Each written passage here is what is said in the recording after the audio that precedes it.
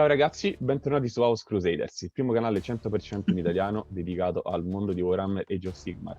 Quest'oggi, come potete vedere, abbiamo un grandissimo ospite internazionale, molto atteso, molto richiesto, il grande Darren Watson, giocatore competitivo dall'Inghilterra con grandissima esperienza alle sue spalle, e che ci ha fatto questo grande piacere di essere qui con noi, e quindi cercheremo un po' di capire che persona è, che giocatore è, che tipo di approccio ha al gioco, e conoscere al 100% questa persona che è davvero una personalità di spicco nel mondo di Warhammer a livello internazionale. So, hi Darren, welcome and thanks for being here. Hello, I tried very hard not to glaze over then. I had no idea what you're saying. I'm assuming it was all lovely. Yeah. That you suck as a person, and I'm not happy to have you. No, just kidding. I was telling everybody that a brief introduction about you. No, that we will going to get to know you during this quick talk. So the first question I asked to all my guests here is a very simple one: is how did you start Warhammer? What was the start of this journey for you like? Yeah, I was at school one day and a leaflet came round.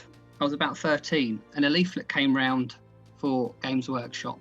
I opened it up and there was a picture of some night goblins prodding some squigs.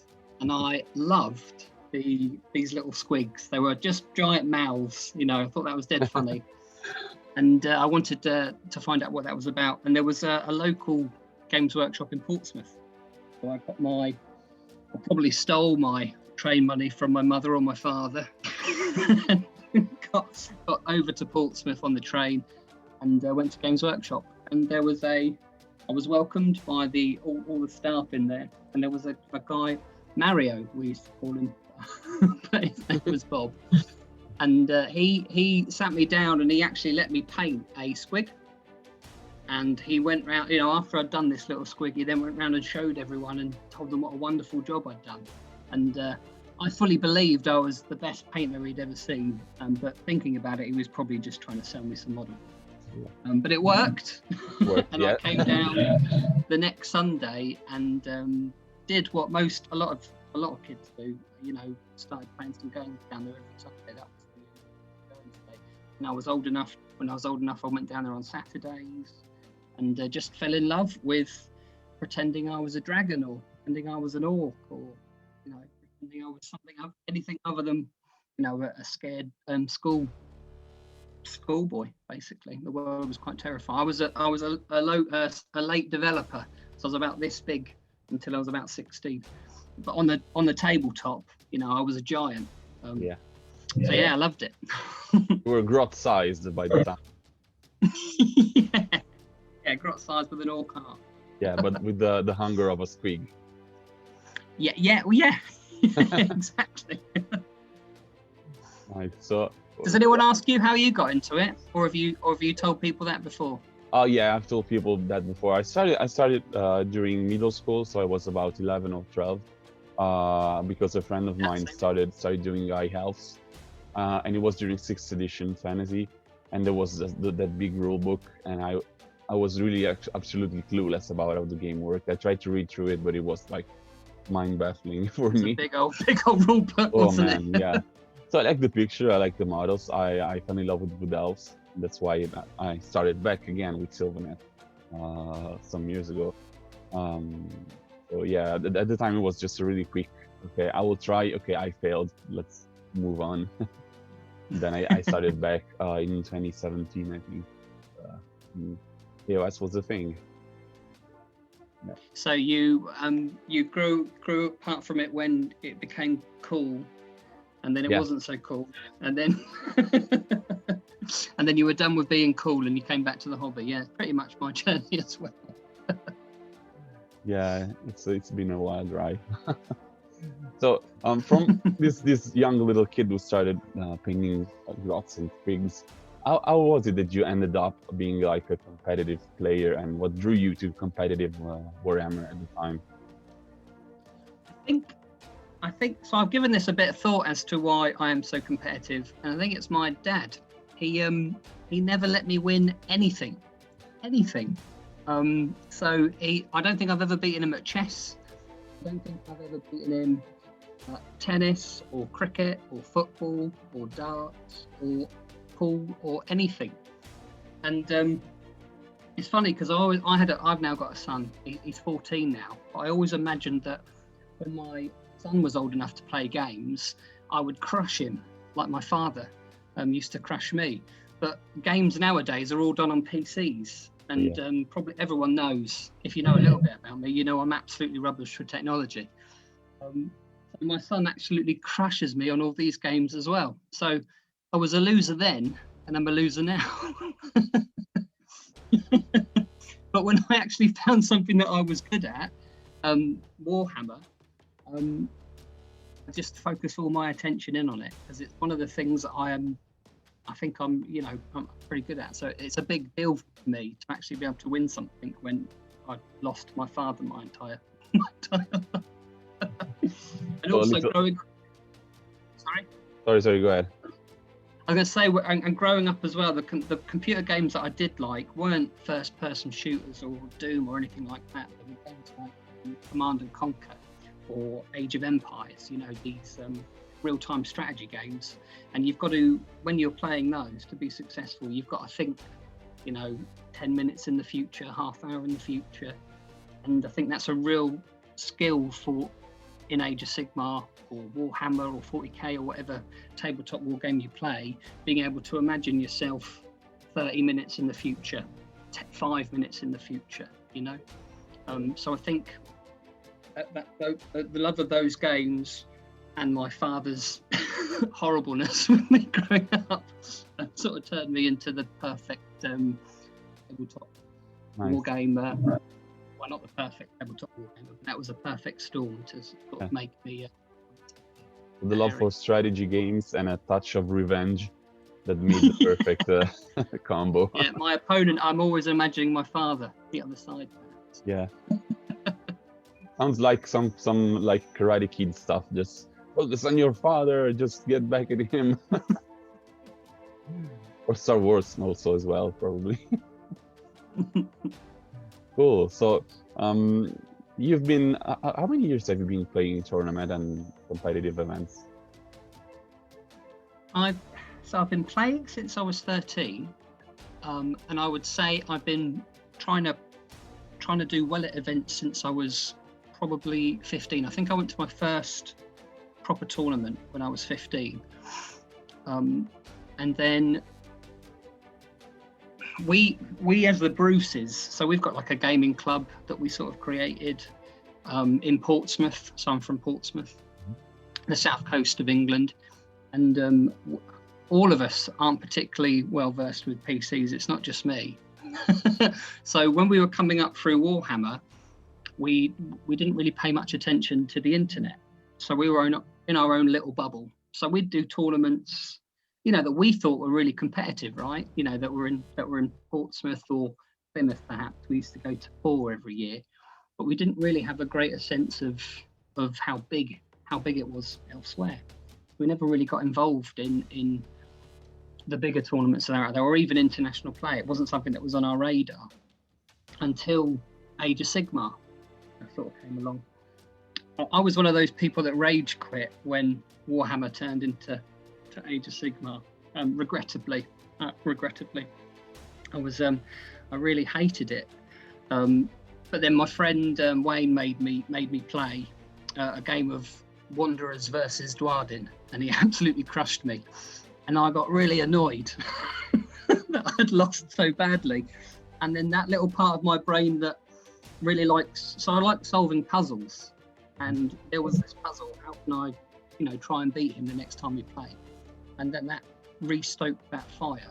And that's why I got back into the Age of Sigmar, because then there were all these beautiful puzzles to solve. Yeah, I was just about to say, the spark came back in you and bringing back to life. Cool. That's and nice. Then I watched some. Then there wasn't when we were playing Warhammer, there wasn't any streamed games. There wasn't much of that about. You didn't get to see. In fact, there was none of that about. The best you could do was sort of read battle reports. And I watched my first stream game, I think, which was someone had like 9 Storm Fiends, and this is when you could sail them 18 inches, and then this is when Warpfire Blasters just killed everything. Yeah. Like initially, it made me really cross and angry that this was possible. the hell is this BS? But then I got to work trying to beat that list, and me and my friends, we played some games, and I created a list that solved that problem, right? I was really keen to take it to an event, and just as I created it and got it to an event, it got nerfed out of existence, which is a real shame, because I'd have really liked to have taken that on. That's my real thirst for events. And then I was instantly pretty good at Age of Sigmar. I think I was quite successful, and then that got me into I was a bit older, so I could afford to go to events outside of Portsmouth a bit more, and that desire was there. So then it really became, I was just able to do it. I wasn't in a position before to really sort of commit to it, and then I was. Nice. So I just wanted to go as many events as I could possibly go to. Cool. So it was really a gradual growth for you. You slowly got to bigger events. And so you really chose some international really cool events like EPCs and right. So what in your experience, what did you find any differences or similarities between like international players versus maybe local players, UK players? Oh yeah, I've always been fascinated by how different people view the game and approach the game. I get really put off by content from people where they have an opinion, but it's the only one. They present it as the only answer. I think that's really dangerous. I'd much prefer it when people put forward concepts and ideas, because we're all wired differently. We all respond to differently in various games and situations, right? So that part of people I find fascinating anyway. And then on an international level, it sort of steps it up a bit. We went to a team event, Blood Tithe, run by Mark Wilson a good few years ago. And it's the first time I'd come across an international team. France brought over a couple of teams. And their take on team events and list building was completely unique and completely different to anything that we'd ever seen in the UK. It was just pure value. It was minimum characters, maximum horde units. One chap had 3 Phoenixes and then 90 Phoenix Guard. Another chap had a Cauldron or something, and then 120 Grimghast Reapers when they were batshit crazy, right? And all that. So when you were trying to do your matchup, all 4 of them all 4 of these lists were just fucking horrible. Excuse my French. Pun intended. And that approach was quite it was really unique, and it caused a lot of debate amongst the English and the British players, I should say. There were plenty of Scottish, Welsh, Irish people there. And that was really eye-opening, that there are very different approaches, and there are different metas.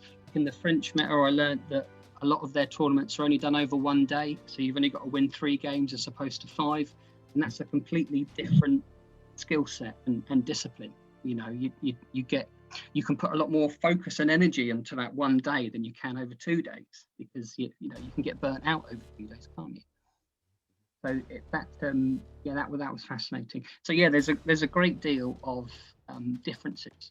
I think when we first played the American team in Serbia, it surprised me that their approach seemed a lot more reserved than the British style. We're quite aggressive. I would never have thought that. I'd have thought that the Americans would have been quite aggressive and gun ho. That's what movies have taught me. They were very reserved, and they were very considerate, and they were very methodical.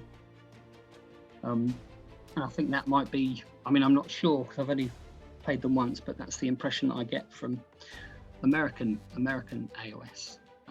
So English is a lot more aggressive, I would say. British. So yeah, there are different, and I'd like to see, how do you feel, where does Italy stand in international regards? It's a very good question. Last year we did a meta kind of analysis video with some guys here, And we already on that side of things, we already found something really cool. Like I did a graph that did compare the Italian meta from the international meta, the stuff that Rob does. And we had, like, for instance, we had lots of Steven, lots of Corn, lots of players in regards to the international meta.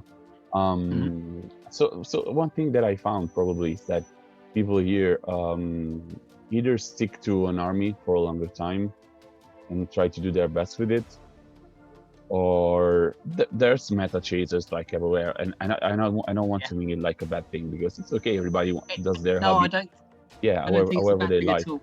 Yeah. No. But we are kind of a I don't know, loose dogs probably, because if I think about the finals this past 2020 in September, all of us were like gearing up towards the shooting meta, towards Seraphon, towards KO, and blah blah blah. And at the end of the day, first, second, and third place were heavy melee armies, and the first and the third one, first and fourth maybe, or third, I don't remember, were pretty much the same exact boulder head list with like lots of Blitzclaw monsters and more fan cavalry. And it was surprising because I at that time I took a living seed list that was geared up against shooting, because I was probably too focused on the international meta, not thinking that people here could be surprising. Like, and it did surprise me at the end, which was. Well, that's a good lesson to learn, though, isn't it? As well, you need to pay attention to what people are actually using around you, rather than what you perceive as the best as well. And I did a video with Andrea, the guy who is the master, actually, who won the event. And we were talking about his choice of the list, and he basically took Blitzclaw Raiders because that was the stuff that he basically had fully painted and in an okay standard, and that it was something that was pretty much whatever he wanted to play. So it was not like a thoroughly thought choice. It was just like, okay, maybe I'll take this because why not? It's a good list. It's a good melee list. So it's not like that. Probably less thinking and less strategy sometimes, but at the same time in kind of a smaller version, probably in regards to you guys. We have a group of people that really follows the meta, especially trying to understand what happens worldwide in events like the Australia at the moment, where you're playing a lot. Good luck understanding Australia. That's a challenge for sure. That's a challenge. But we also are a young community as well, really growing. And it's been a really surprising and interesting ride for the moment. So I think we can have some surprises. We are fast learning people, I would say, and a really growing community, young community, but still really growing. So yeah, I think we can probably, I don't know, have some wild cards or something special that comes out. But at the same time, we keep an eye on the international scene, I would say.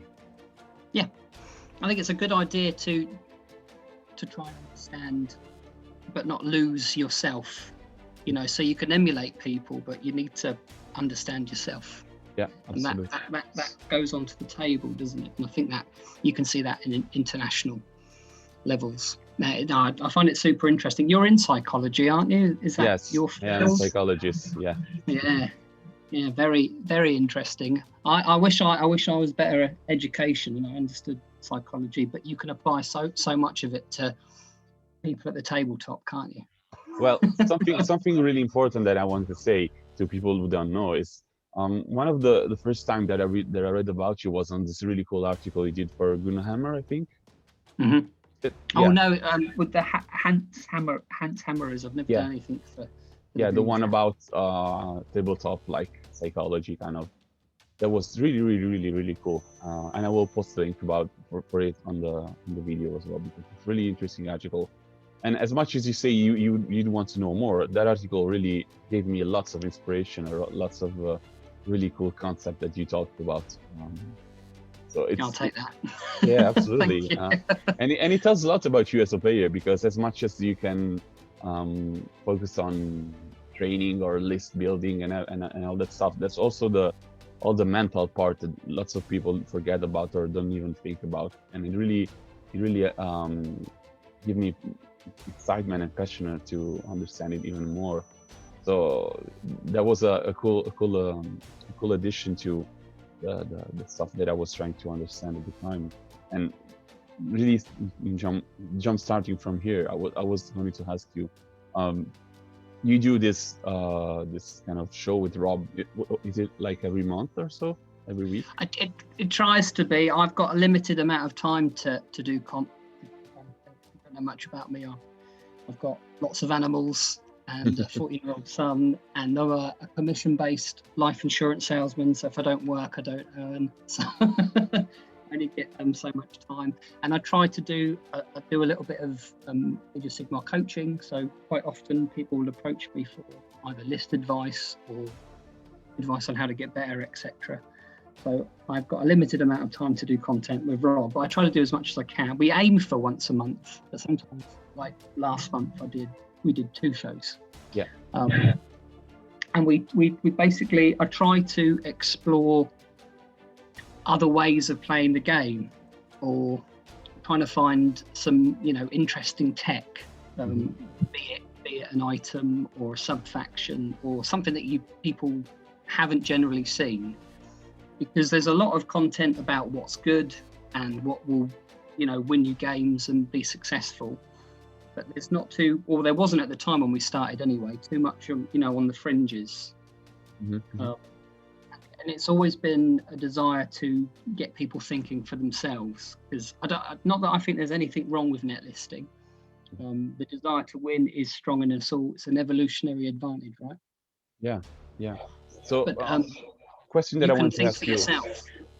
Yeah. Related to this was, I mean, you are kind of known to come up with some out of the box ideas for listing, just as you were saying, right? Trying to be creative as well, which is something that isn't especially so easy to find this time. So, as much as this, I understand it's a hard question, but how does your list building process start? Like, do you have any key principles? What is your approach to list building? Do you have, maybe you have, I don't know, favorite armies, favorite gaming styles for armies? How do you start from it? I think quite often there's a problem that a new faction or a new way of playing or a successful build will pose. And rather than wanting to just emulate that and take that and win with that, that's someone else's idea. And again, I don't think there's anything wrong with that, but that's not for me. It could be narcissism, for being really truthful. It could be a desire to scream into the ether that I'm here. But I like my own ideas. So the inspiration normally comes from if there's a problem, be it when Fire Slayers first hit the scene. You notice that was a time when you can have as many endless spells as you wanted. So you create a change host list that at the time wasn't particularly good because the old version was much better. But just parked a load of endless spells in front of Fire Slayers, and then that instantly beat them. But that wasn't something that people were doing at the time. Albeit when Slaanesh first hit, I built an anti-Slaanesh list that had Kairos in, because I can use the spell of any Chaos Demon. And when I saw Soulful Stupor, which is one of the Slaanesh Keeper of the Secrets spells that they've got access to, absolutely amazing. I really wanted to do something cool with that. So I thought Kairos is the only way to get a really consistent cast. We can put it on Spell Portal, we can cast it onto another Keeper of Secrets, and then that is a lot of the enemy's output and damage and threat taken out of the game straight away. So for me, list building often comes from there's a problem and then there's a desire to solve it. And there are so many, if you look, the more you see. So when you think to yourself, right, I've got this problem, I want to solve it with this faction, the first thing I would do is look at everything that faction has access to. every tome, every ally, every endless spell, everything. Back in the day when, you could use a lot of the legendary stuff that's been legend. And it's getting harder and harder because tomes are a lot more restrictive now. Back in the day, there was this massive world that you could create lists. You just go through that process of like, right, I've got this idea. I want to make Soulful Stupor I want to base my strategy on this. What supports that? Well, Kairos supports that. Spell Portal supports that. Okay, so I need at least a Keeper and Kairos and Portal. How do I keep these alive? Because these are relatively weak pieces. We need lots of screens. At the time as well, a lot of the armies that you could fight on the meta that were doing well were 4-drops or 5-drops. Okay, so I need to be less than that so that I've got control of that situation. So how do I get Kairos and a Keeper of Secrets and then all my battle line in one go? Well, I can use the Depraved Drove, so it just starts from asking a question and then finding the most interesting and fun and creative and different answer you possibly can, because that's the sort of stuff that I really value and appreciate, and I'm in awe of other people. So I try to do it I try to do that for myself. Because turning up and having I went to the South Coast GT once, and the top 5. So I did pretty well. I'd won my first 2 games, and then I was up against. I was using Croak when he was. This is ages ago. Yeah, and then I was walking along the top tables, and the first 10 tables, they were all just Skyfire spam. And do you remember the Cunning Ruck with 3 Stonehorns or 3 Thunder Tusks? So every army was that. And I just remember thinking that is so dull. So how do we break this? How do we break this mold? And the only way to do it is to lead by example, isn't it? So try to be successful with something that's a bit different. Other people will see that and they will try to emulate it. So the lists are always, I want to be outside the box as much as possible. I want to give myself a chance to win, and the hope is that other people will then go away and start thinking for themselves. Think for yourself. That's the main thing you should take away from that. That's very good advice. Thinking about oneself, because we often worry too much about other stuff, but we spend a little more time probably reflecting about these key features that we talked about. You can come up with something probably original, and that originality at the same time is a strength for a list, because most people won't be probably prepared to face something that they don't know about, which is already a factor in this. It's huge. The thing, a lot of people might be able to figure out how to defeat your list, but the game's already over by that point. Yeah. And then if you always use something different for every event, then you're always one step ahead of people. That's another thing as well. Absolutely. Cool, really cool advice. Absolutely. So diving in from this, another thing that I wanted to ask you is, in your long gaming experience that we talked about, did you ever feel that there were some particular steps that you took that helped you become a better player, or I don't know, something that you could suggest to less experienced players as like important advice to grow, besides already what we already talked about, to grow as competitive players maybe? When I first started using Seraphon way back, when I was started out, when I really committed to trying to do well at tournaments, there was a website called Lustria, and after I went to an event, I would write up my games. I'd after the event themselves, I'd take some notes, and then I would write up my games. And at the end of those games, I would then reflect on what I think I did well and what I could have improved on. And just going through that process of writing down the why I chose my army list, what it was designed to do, why I set up in a particular way, just going through that process, and then having people interact and ask questions, because it was the point of it was to try and help others. That was super useful for me, being able to reflect on those decisions, and it allowed you've got to be honest with yourself as well. When you make a mistake, you've got to own it. You've got to not blame it on dice or other people or your crap list or whatever. You've got to own your mistakes, because you don't grow and you keep doing them if you think they're everyone else's fault. And going through that process allowed me to see where I went wrong. You can go a bit mad with it. I started, like, when I designed lists, I started drawing little maps to go with them for every single scenario. But that allowed me to, when I got to the table, I'd have a plan A, and it meant that I could spend less time worrying about what I was going to have to do when I got back to the table, and I could spend more time focusing on what my opponent was doing and trying to see their plan, and trying to hide my own a lot more successfully. I think reflecting on your losses and your wins, because you may have won, but you could have won better. You've got to be honest with yourself, give yourself achievable goals, but just log those important moments, and then they'll be with you the next time you're at that table. It'll be more instinctive. The more time, the more you concentrate on it. Don't just play your games, go to an event, and then just go to the next one. Think about what you could have done better, and then do it. Have the confidence to try something different. Yeah. The practical part is always the hardest one, but yeah, absolutely. Yeah, taking notes is something that I thought about, but never truly did.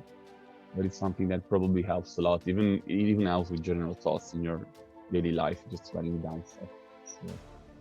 So it doesn't surprise me that it can help with this. So. Yeah, I found it super useful. I think as well, one of the main, so I'm not necessarily the most confident of people, I never have been. Doing this interviews, I find this and doing the Honest War Game are incredibly stressful. but I struggle with things like this, but I come from a family and my parents that taught me sort of to attack the day, right? So that's why I throw myself into these situations. But I think you've got to, when you're at the table, you've got to allow yourself, it's not just enough to want to win, you've got to think that you deserve to win. You've got to think that you deserve to win. So if you're not particularly confident, now I think there are quite a few people in this hobby that do struggle with that. You've got to work on yourself. You've got to rock up to that table, and the first time you find yourself in a bad spot, you shouldn't have this voice in your head telling you, oh well, this was always going to happen, you're rubbish. You listen to that guy on the other side that's telling you to knuckle down and get involved and smack him up. Get your father. Because there are those voices in your head. Listen to those ones that are going to help you win that game, right? Don't listen to the ones that feed into that anxiety that you might have had growing up or whatever. Yeah, I agree. Yeah. So, and I'm much more able to do that at a gaming table than I am anywhere else. Which I absolutely really love. It's one of my favourite things about this hobby. It really, and that's why it's so important to me. But I really want to try and help manifest that in other people, which is a lot of why I try to help in the way that I do. Yeah. Well, there's probably lots of people who at the gaming table will probably clueless about what to do and where to go, but are probably, perfect professionals in their field of work or some other hobby. You have this kind of gift, I would say, that, and also not only a gift, probably something you earn through exercise, application, thoughts, reflections as well. So it's also a matter of probably it's not something that you are born with or without. It's something that I think everybody can achieve as a result of a process. It's doable. That's the important thing in it. It's absolutely doable. You can do it.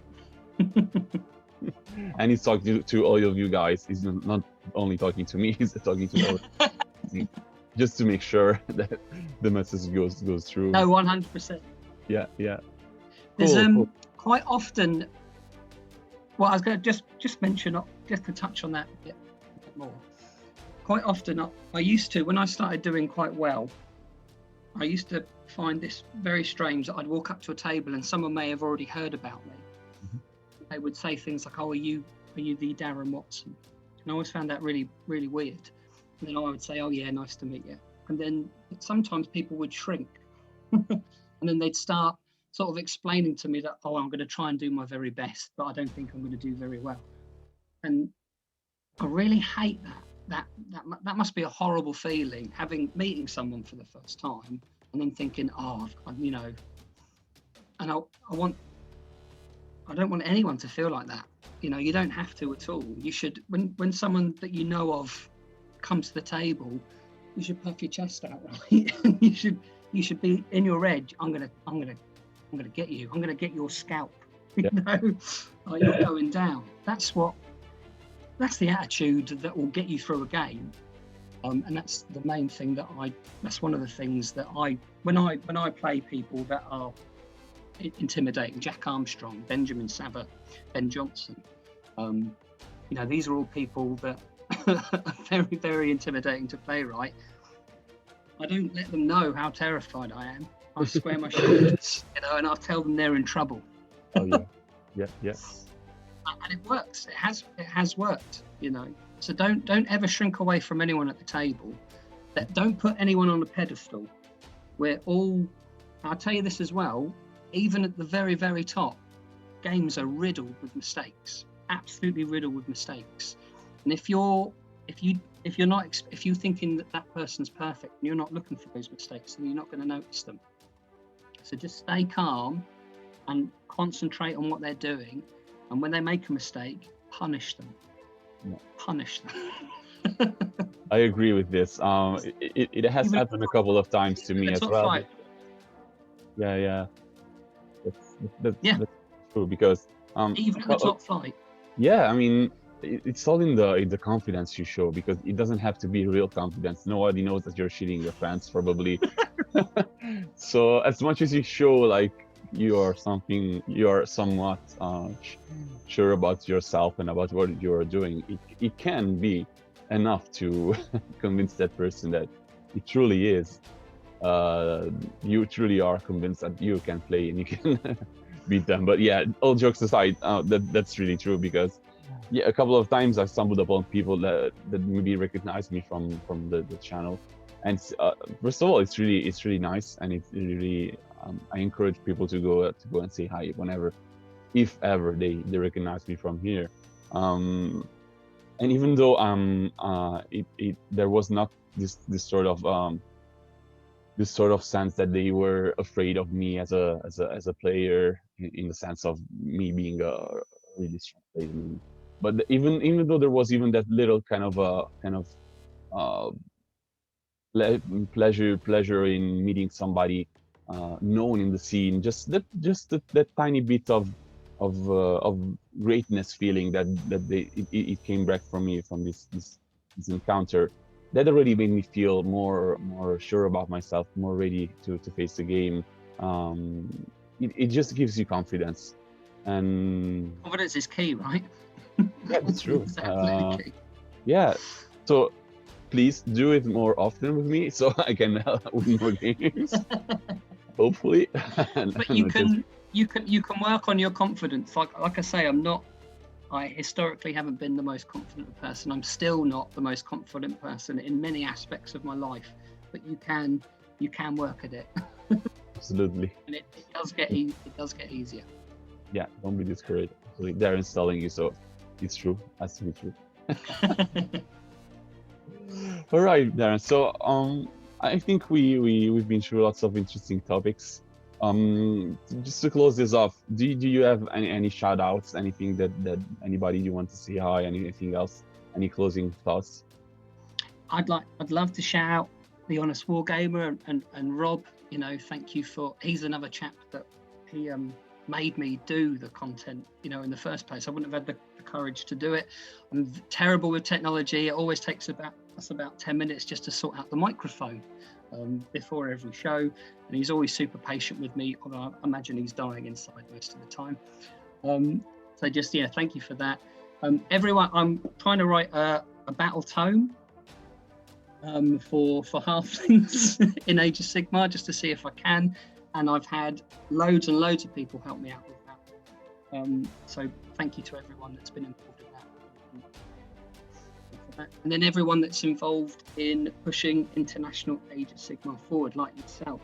I love Age of Sigmar. I love the fact that there are chaps like you out there trying to bring us all together, you know, from all around the world.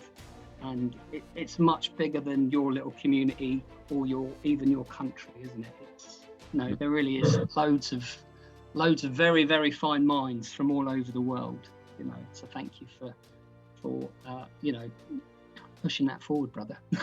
Good man. No worries. It's all a pleasure, truly. It's all a pleasure. Yes, that's a good topic that you talked about, your Nomad Battle Tome. So yeah, hopefully we'll be able to check this out later on in the year. Yeah. I'll translate it in Italian if you want, for free, absolutely. I'm aiming to have it out around August after Age of Sigmar 3, so hopefully it'll be tweaked. So Darren said it, 3.0 confirmed for August.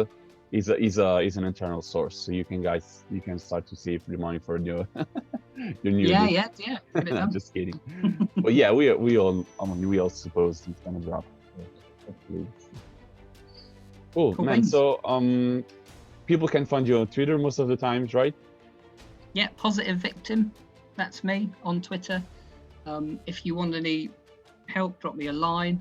I'm just really on Twitter. Those are my only socials. That's about all I can handle. I encourage people from the channel lots of time to open a Twitter account, because that's where most of the Warhammer talks happen. Yeah, it's exceptional for international Age of Sigmar and your local stuff as well. It's a huge community. You get to see loads of hobby and loads of ideas, list ideas, and you can choose to ignore the salt. There's plenty of it, but there is it in every walk of life, isn't there? So you can use that mute button and then you just can check out on the people that make you. They can check out your custom Johan army. It's cool. The mono I'll get you one, actually. Johan. Cool. This is what I'm cutting on at the moment. I've got out to Twitter. Put out to Twitter, can you send me as many of your Johans as possible? Yep. There we go. There you go. Of them here. I sent 30 of them. What my plan is to paint everyone in a different club colour. So if you've got a club and you've got, your club colours, your t-shirts, if you'd like to send me a picture of that, I'll try and get you a Johan. I would love that. That would be so cool. Yeah. Please, help me out. I've got I think I've been sent about 13. So if they're 13 or 14, so I need about another 16. Right. These guys are the Marauders. Oh, that's true. Makes sense. It's a war game.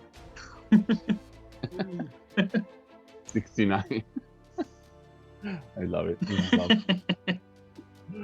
Okay, man. So thank you so much again for being here with me and for giving us your time. And it's been a real pleasure. Hopefully we'll see each other later in the year in real person, if everything goes as planned. In Milan. Yes. Yeah. Up north. Sigmar Worlds. Come on. Let's do this. All right, man. So take care. I hope everything will be well for you in the later year in this year, and we will definitely keep posted for more and more Warhammer content over on Twitter, especially on Rob's show as well. Cool. Thanks, brother. Thank you so much. Take care.